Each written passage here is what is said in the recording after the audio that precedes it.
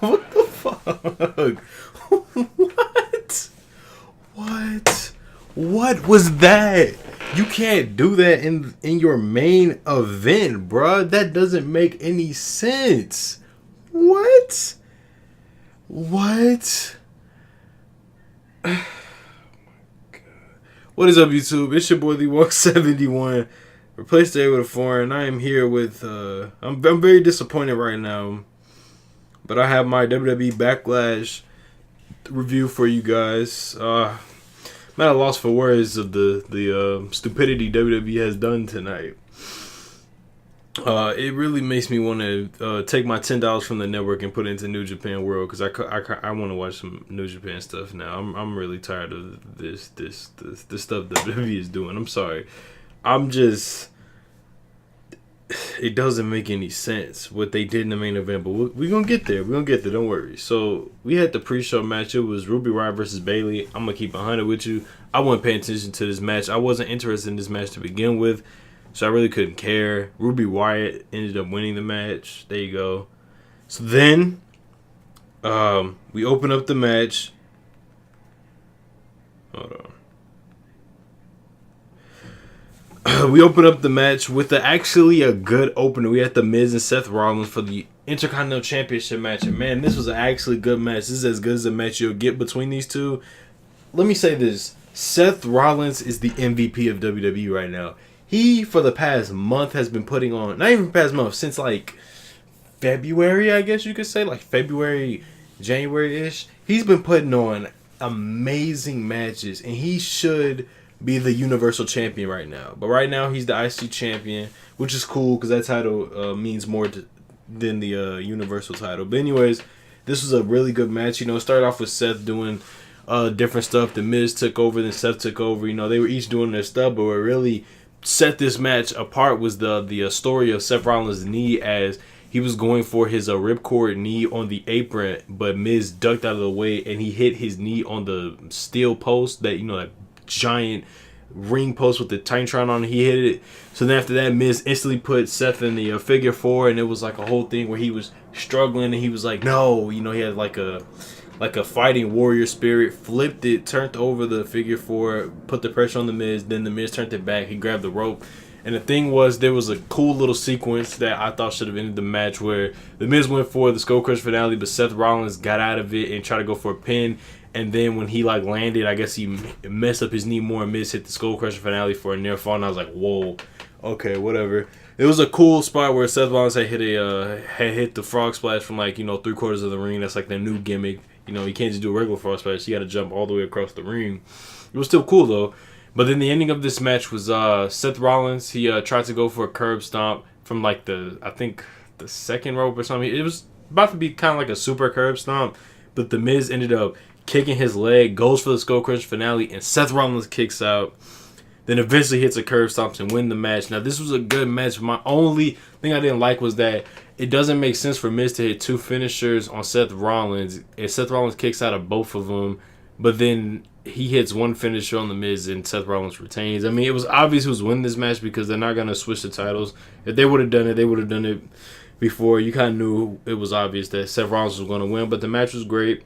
I see that they're protecting the curb stomp because it seems like in all Seth Rollins matches, he's so far, since they brought the move back, he's literally won the match with one curb stomp. They're trying to legitimize the move, I guess, again or whatever, because he literally did one and won the match. It was crazy. But anyways, after that, we got the Raw Women's Championship matches. We had Alexa Bliss versus Nia Jax. Now, this match, I'll say, was better than their WrestleMania match, mainly because I paid attention more to it, and it was actually interesting. So, it started off, you know, whatever, and then it really started to pick up once Alexa Bliss actually started getting offense on Nia Jax. She, like, I think, raked her eyes, and then she just started doing all kind of crazy stuff on her. You know, she wasn't throwing her around or nothing like that, but she was, like, doing little sneaky stuff, all kind of stuff like that. But Nia Jax was clean, too, in this match. She did use her power a lot. She threw around Alexa Bliss like a rag doll.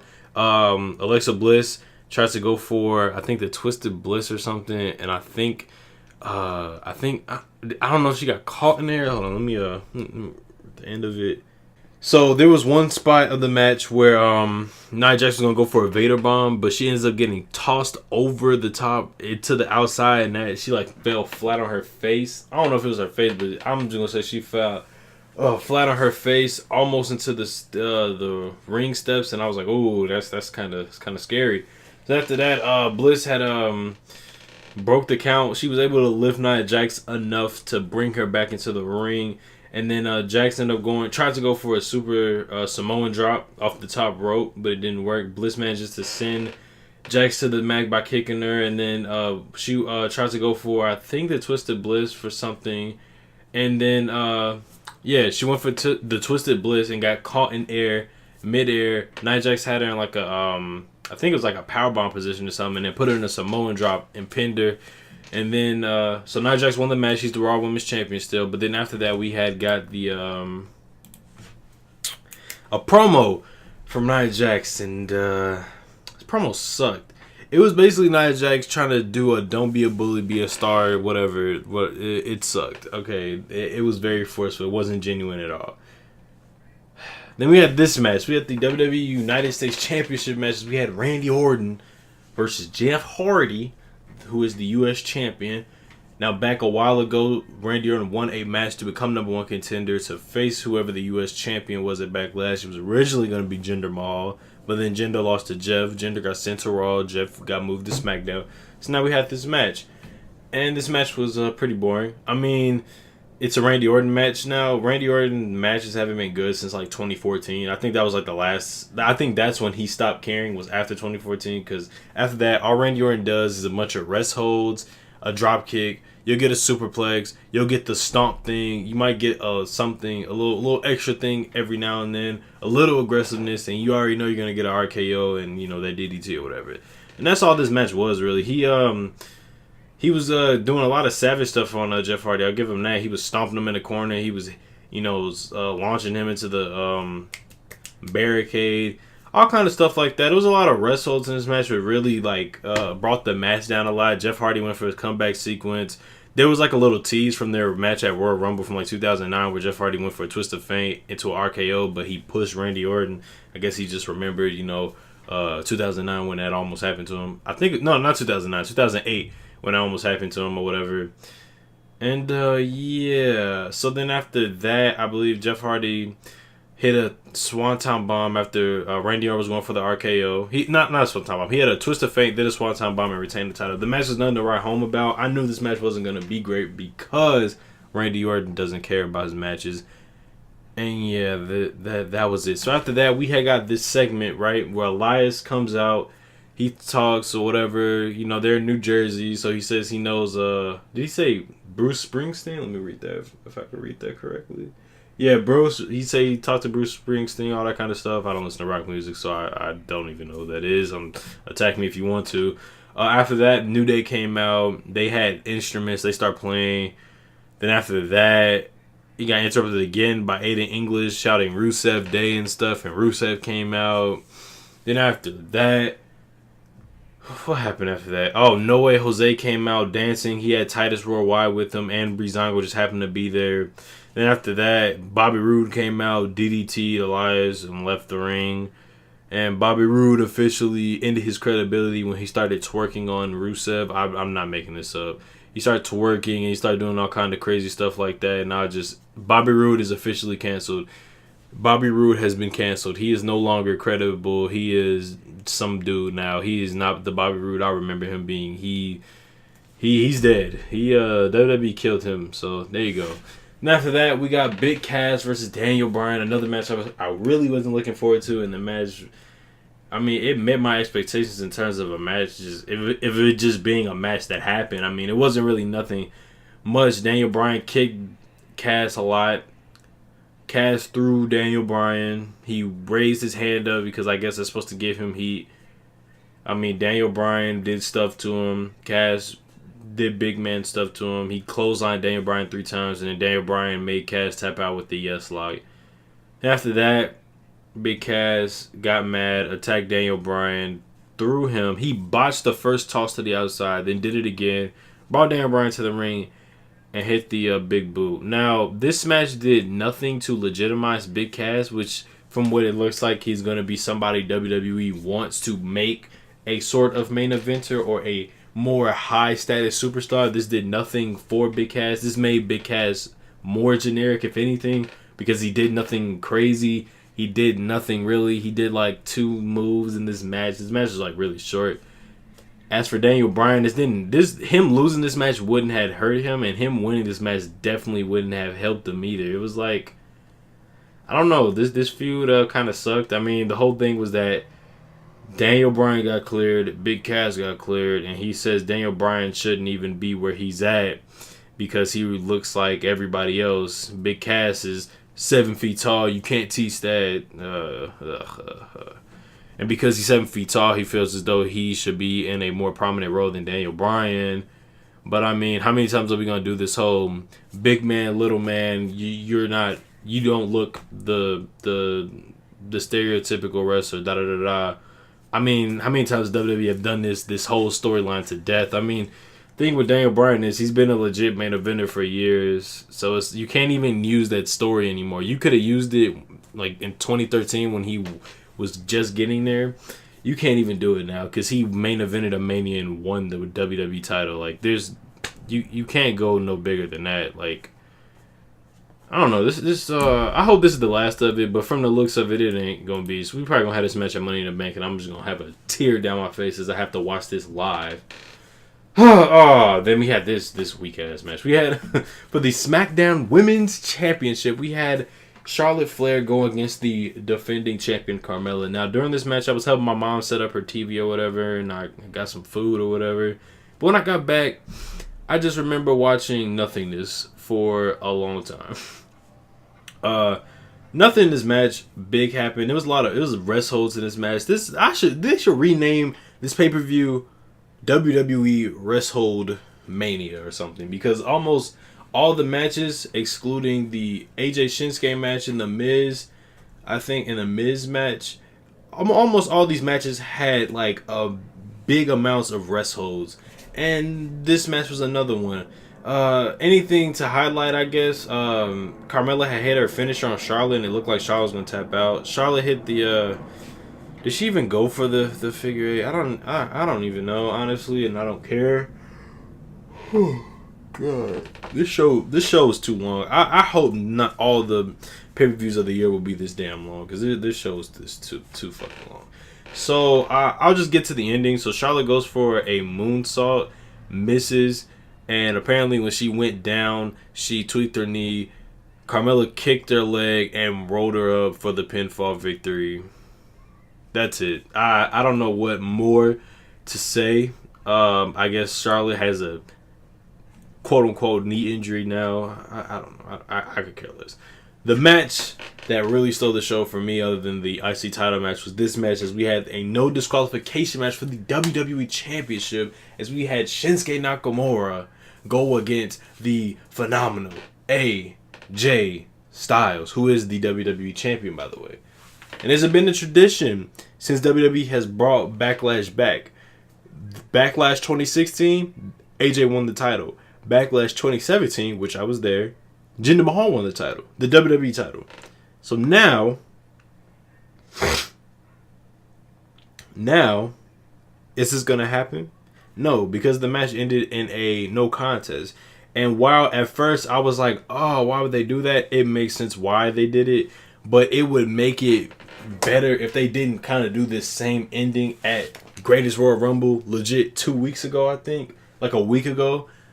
Yeah, about like a week ago, like last Friday, literally. Like come on, dog, really? But no, this match was really good. Like AJ was getting his stuff in for a minute. Then there was the whole period of Shinsuke Nakamura just kicking and beating the crap out of AJ on. He went back to his New Japan days when he was beating the crap out of fucking AJ, bro. He was giving him haymakers. He was kicking the crap out of him. Every time AJ would try to go for something, Shinsuke would just get out of it, just kick him, or he'd do the move where he puts AJ on like the top rope and knees him in the gut. all kind of crazy stuff like that. And then he was about to go for the Kinshasa when AJ Styles took a chair, because Shinsuke brought a chair and threw it at his knee, threw it at Shinsuke's knee, and the chair bounced off of Shinsuke's knee and hit AJ in the face, and he actually got cut on the side of his cheek. So we actually got blood in this match, which made this match even better. My favorite part of this match is towards like the middle, not the middle, but like when we get to like when the match starts picking up, and basically these men just start throwing haymakers at each other. It was crazy. They just start going crazy. There was 2 different times of them throwing haymakers. It was the fast ones where Shinsuke ended up winning by kicking AJ in the face after. There was another cool part where the whole story of this match has been Shinsuke just hitting AJ Styles in the balls. I mean, if I'm AJ Styles and I know this man has been going after my nuts since WrestleMania, wouldn't you want to put on a cup? But this time, AJ actually smarted himself. So he got hit in the nuts as the match started to pick up, right? He hits Shinsuke in the nuts. And they both just hit each other in the nuts and they're dead. There was one more scene in this match where AJ went for the calf crusher. And I thought, oh, this is going to be like the end of the match. They're going to do something crazy. But no, the match continued on for like, I'm going to assume another 5 minutes, as I remember. Shinsuke went for like the Undertaker choke, the triangle choke or whatever. But let's get more to the end of the match. So after they start throwing haymakers again, just forearms to each other, forearms, right? These men just going at it, right? There was a part... There's a part where Shinsuke got outside the ring. AJ Styles about to go for a phenomenal forearm to the outside. He stops. Shinsuke gets back in the ring. He hits a running, like, flying forearm to Shinsuke, who was, like, on his knees to the back of the head and actually connected. Then he hit the most vicious Ushigoroki. I hope I said it right. The fireman's neck breaker. That shit was so vicious. It was slow and methodical, but it was so lit how he did it. But the ending of this match ended up being both men kicking each other in the balls. And it ended up being a double, like, in-ring count out. So they just said no contest. And at first, I said, oh, that kind of sucked. This match was really going crazy. Like, this is the match we've been waiting for Shinsuke and AJ in WWE. This is, honestly, right now, this is Shinsuke's best main roster match. And I was like, all right, I could kind of see why they're doing it now. They're obviously going to carry this past Backlash. I thought they were going to end at Backlash. They're going to probably have another match at Money in the Bank. They're probably going to continue this till, I don't know, maybe SummerSlam, which I wouldn't. I don't know about it continuing at the SummerSlam. I think it has to end at either Money in the Bank or what's after Money in the Bank. Whatever pay-per-view is after Money in the Bank, they have to end it like something around there. I don't know what it's gonna be, how they're gonna end it, but so far this feud has been really lit at past Mania. The Shinsuke heel turn has really helped Shinsuke. He's able to do more in matches. He's able to be more aggressive. He's able to be the king of strong style. They even mentioned it on commentary. They called him the king of strong style again. Before he was just the artist or the rock star. He's actually the king of strong style now. The thing is, with New Japan, the stuff he did that as a face, but I guess it just doesn't translate in WWE when he does this stuff as a heel. But yeah, the match was really good. We finally got a good match between them, and now they're gonna have an even better match at Money in the Bank. Hopefully, that's gonna be pretty lit. I really enjoyed this match. After that, we had got Braun Strowman and Bobby Lashley versus Sami Zayn and Kevin Owens. Now, I'm going to say this. What is WWE doing with Bobby Lashley? He's not ready for prime time, obviously. Since he's came back, the first night he came back, I was teed, I was lit. But then after that, they've just been putting him in constant tag team matches. He's never been in a one-on-one match since he's arrived back in WWE. He's been in tag team matches all throughout this, and he was a tag team match tonight, and this match was like it was just about the same as their match on Raw. It really wasn't all that. The ending of this match, we saw Kevin Owens and Sami Zayn start to go at it with each other, throwing each other in the ring. Sami Zayn slapped Kevin Owens. Kevin Owens got back into the ring. Then they finished Kevin Owens off. Bobby Lashley hit like a vertical suplex, held Kevin Owens up for seconds, and suplexed him for the win. After that, Braun Strowman attacked Kevin Owens and Sami Zayn, I believe. And yeah, that's it. I really hope WWE does something with Bobby Lashley, because he literally only signed the contract to face Brock, and he is not ready for Brock. Brock would chew him up and spit him out like a piece of fucking meat. that's what would happen between Bobby Lashley and Brock Lesnar. Bobby Lashley ain't ready for prime time, my dude. So then after that, we got the main event, which was Samoa Joe and Roman Reigns.